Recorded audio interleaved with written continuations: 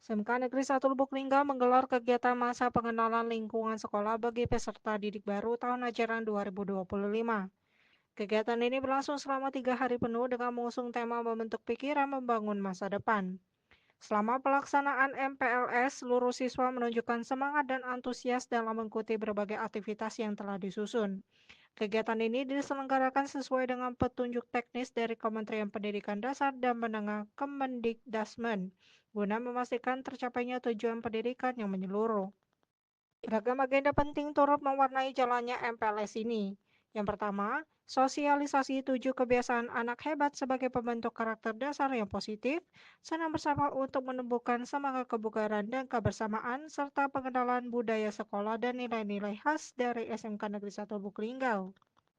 Melalui MPLS ini diharapkan siswa baru dapat beradaptasi dengan lingkungan sekolah, memahami tata tertib serta memulai membangun karakter dan pola pikir yang siap menghadapi tantangan pendidikan di jenjang yang baru. Tim Liputan Selampari TV melaporkan.